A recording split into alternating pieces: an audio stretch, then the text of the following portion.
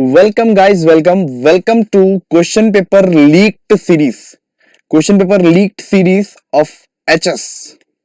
तो इस सीरीज का क्या नाम दिया हूं मैं? Question paper leaked series. इसका मतलब ये नहीं कि मैं क्वेश्चन पेपर लीक किया हूं या क्वेश्चन पेपर पूरा छप के आ गया है, जो मैं क्वेश्चन बोल रहा हूं वही आएगा एचएस में। इसका मतलब ये बिल्कुल भी नहीं है। लेकिन हाँ, जो मैं क्वेश्चन दिया हूं उनमें से बहुत सारे question, majority of the questions common आएंगे। मेजोरिटी ऑफ द क्वेश्चन क्या आएंगे? कॉमन।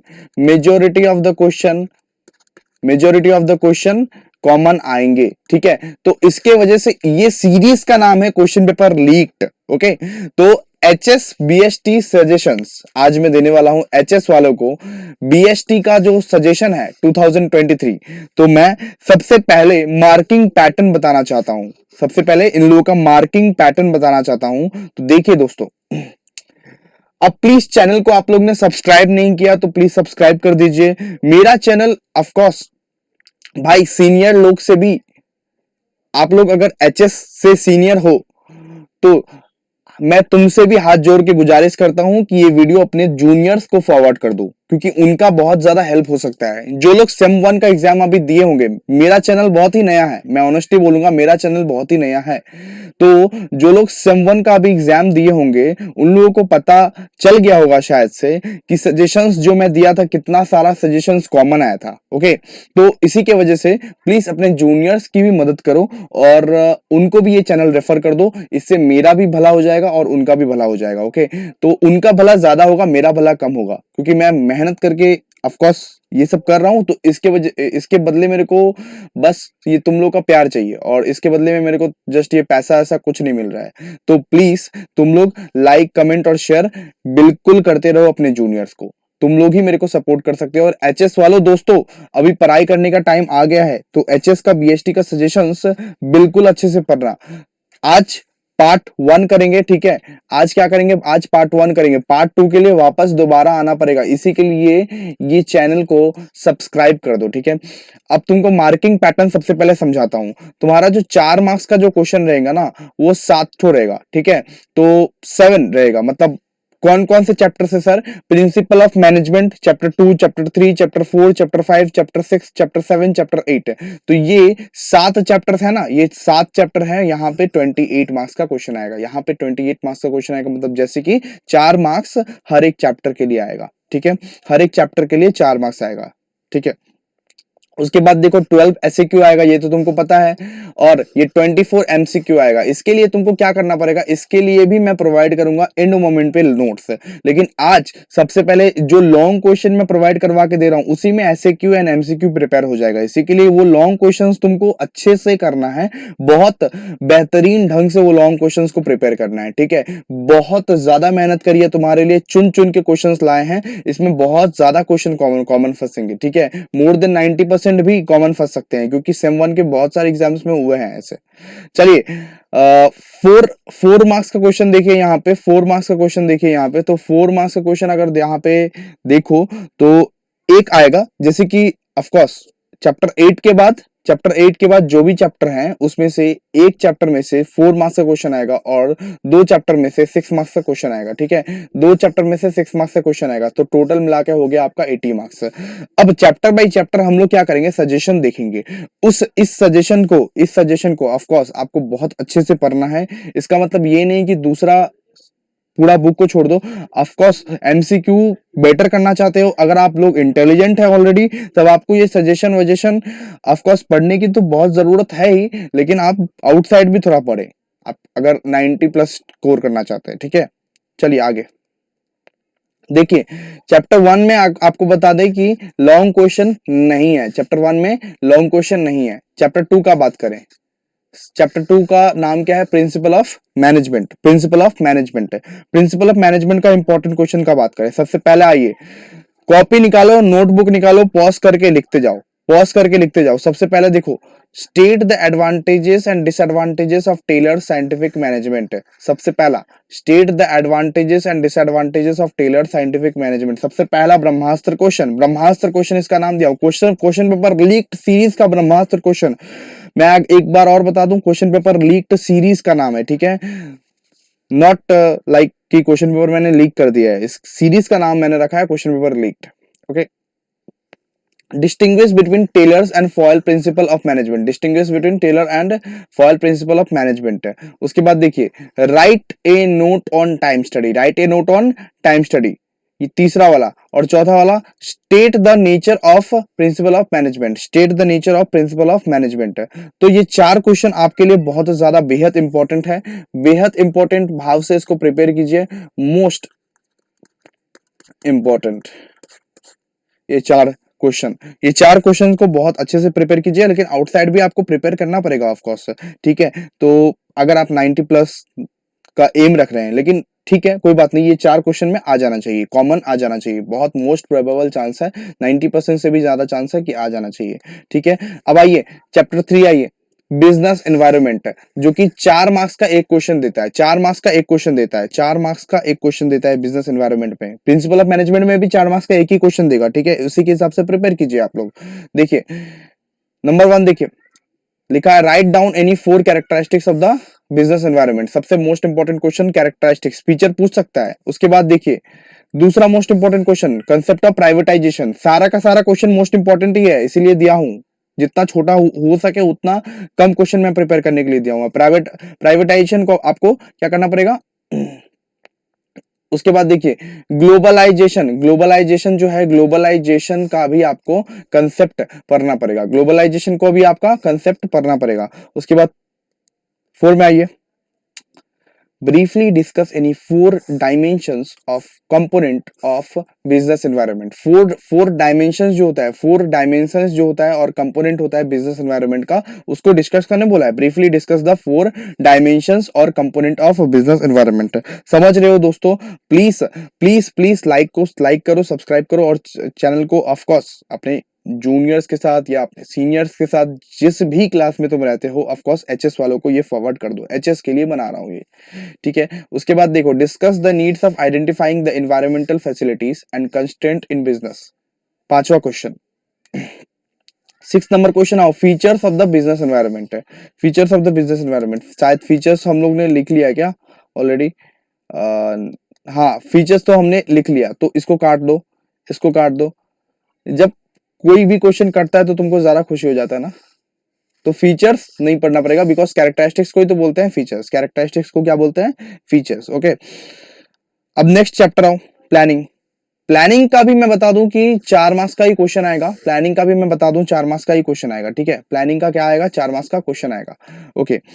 अब इसका सबसे पहला क्वेश्चन देखो, write down the features of planning, उसके बाद write down the importance of planning, features और इंपॉर्टेंस तो बहुत अच्छे से कर लेना, प्लानिंग का फीचर्स और इंपॉर्टेंस बहुत अच्छे से कर लेना, और एलिमेंट्स भी बहुत अच्छे से कर लेना, एलिमेंट्स। और इसके बाद लिमिटेशंस भी इंपॉर्टेंट है, discuss the limitations of planning, discuss the limitations of planning.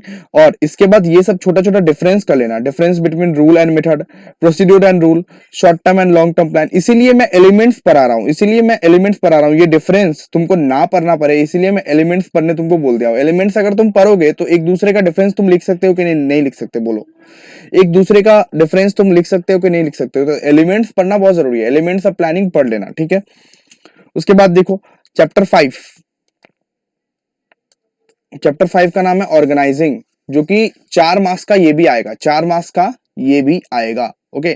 तो ऑर्गेनाइजिंग में देखो सबसे पहला क्वेश्चन है what is decentralisation, what is decentralisation, most important question है ये, what is decentralisation, write down its advantages, write its advantages, ठीक है। नंबर 2 में आओ, लिमिटेशंस बोला है डिसेंट्रलाइजेशन का, what are the limitations of decentralisation, what are the limitations of decentralisation, okay. Number 3 में आओ, features of organisation, feature of organisation, organisation, ठीक है। उसके बाद difference between centralisation and decentralisation, ये भी most important, difference between functional and divisional structure, ये भी मोस्ट इंपॉर्टेंट क्वेश्चन। तो 5 के 5 क्वेश्चन, उसके बाद और भी क्वेश्चन है। तो सबसे पहले तो difference between centralisation and decentralisation, इस चैप्टर में याद रखना दोस्तों, इस चैप्टर में आपका डिफरेंस बहुत ज्यादा इंपॉर्टेंट मैटर करता है, इस चैप्टर में आपका डिफरेंस बहुत ज्यादा पूछ सकता है आपसे, ठीक है, तो ख्याल रखिएगा। उसके बाद देखिए difference between formal and informal organisation, difference between formal and informal organisation. उसके बाद देखिए 7 नंबर पर ये steps in the process of organisation. आप लोग सारा का सारा नोट कर रहे हैं ना, नोट कीजिए। What is decentralization? Write down its advantages, limitations of decentralization, feature of decentralization.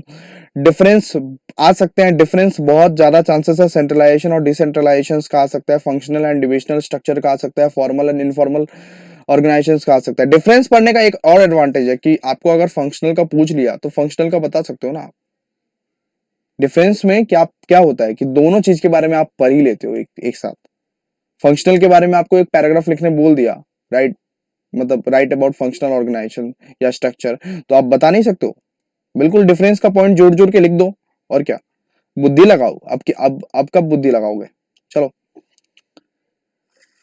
Chapter staffing. Staffing में कितना आएगा, 4 मार्क्स का ही आएगा सर, 4 मार्क्स का ही आएगा।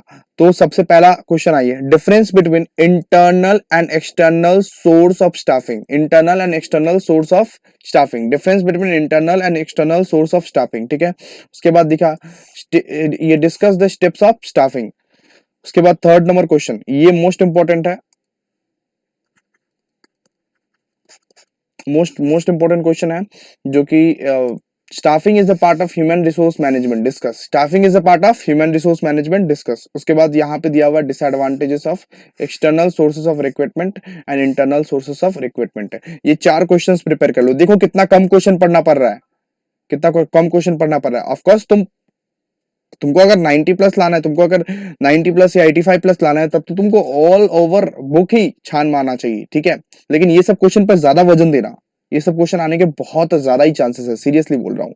और एमसीक्यू एससीक्यू के लिए तो भाई बिल्कुल टेंशन उसके लिए भी मत लो, क्योंकि उसका भी नोट्स मैं बना के ऑफकोर्स अपडेट कर दूंगा तुमको, ठीक है। तो लेकिन सबसे पहले तो लॉन्ग आंसर प्रिपेयर करो, इसी लॉन्ग आंसर में से एमसीक्यू और एससीक्यू तुमको खोजेंगे, ठीक है। नंबर 7 आओ, डायरेक्टिंग। क्या, डायरेक्टिंग।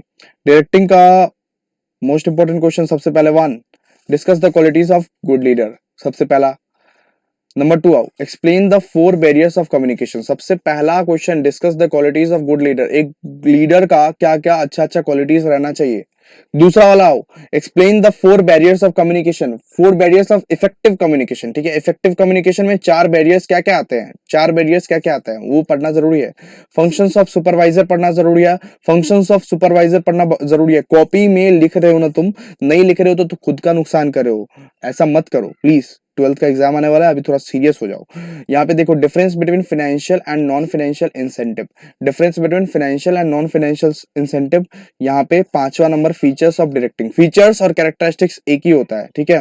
और मॉस्लो नीड्स हेरेडिटरी थ्योरी, मेरे को गट फीलिंग आ रहा है कि 6 नंबर क्वेश्चन आएगा इस बार, explain Maslow needs hereditary theory. लेकिन तुम ये 6 का 6 क्वेश्चन तो प्रिपेयर कर ही लो, लेकिन उसका बाहर से भी तुम पढ़ सकते हो, जस्ट एज ए, मतलब कम वजन देना, इस सब क्वेश्चन में ज्यादा वजन देना, मैं ये बताना चाह रहा हूँ, ठीक है।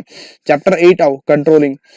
लास्ट चैप्टर है जिसको आज कवर करने वाले हैं, और इसके बाद वाले चैप्टर्स मैं क्या करूंगा, नेक्स्ट पार्ट में कवर करूंगा। देखो दोस्तों, ये सारा का सारा चीज तुम्हारे रिस्पॉन्स पे डिपेंड करता है। तुम लोग जैसा रिस्पॉन्स करोगे मेरे को, वैसा ही अपलोड करेंगे। देखो जैसे कि 5 दिन बाद तुम्हारा एग्जाम है, अभी इंपॉर्टेंट क्वेश्चन का बहुत बेहद जरूरी है, ठीक है। इसलिए पार्ट 1 मैंने कर दिया है। इसको आज तुम आज रात में या कल रात में तक पूरा निपटा लो।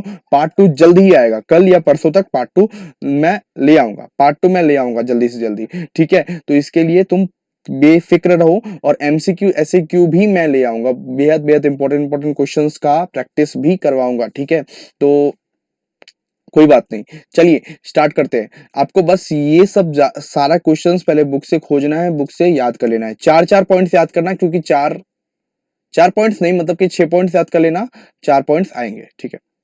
देखो सबसे पहले कंट्रोलिंग का देखो, difference between planning and control. Number 2 में पढ़ो, discuss the features of control. Number 3 में relationship between planning and controlling. Number 4 में importance of controlling, steps to the process of control. ये 5 क्वेश्चंस बहुत ज्यादा इंपॉर्टेंट है कंट्रोलिंग के पॉइंट ऑफ व्यू से, ठीक है। ये सातों के सातों चैप्टर, जैसे कि चैप्टर 1 में तुमको भी पता है कि लॉन्ग आंसर्स नहीं आते, ठीक है, लॉन्ग आंसर्स नहीं आते, तो ऑफकोर्स चैप्टर 2 से लेकर चैप्टर 8 तक जो सातों के सातों चैप्टर्स हैं, 4x7 का पॉइंट ऑफ व्यू खत्म कर दिया मैंने। तो 4x7, तो ये पार्ट 1 को अगर तुमने एंजॉय किया तो प्लीज सब्सक्राइब कर दो चैनल को। और अच्छा, सब्सक्राइब, लाइक, शेयर, जितना ज्यादा शेयर करोगे उतना ज्यादा तुम्हारा बोर्ड में एग्जाम आएगा, बोर्ड में मार्क्स आएगा, ठीक है। जितना ज्यादा तुम शेयर करोगे अपने दोस्तों के साथ, जितना ज्यादा तुम अपने ग्रुप में शेयर करोगे ये सब सारे वीडियोस, उतना ज्यादा तुम्हारा मार्क्स आएगा, ठीक है। तो दोस्तों तुम्हारे लिए बहुत ज्यादा मेहनत की है, तो प्लीज इसको आगे बढ़ाओ। चलिए मिलते हैं कोई नेक्स्ट वीडियो में, आज के लिए इतना ही। Thank you.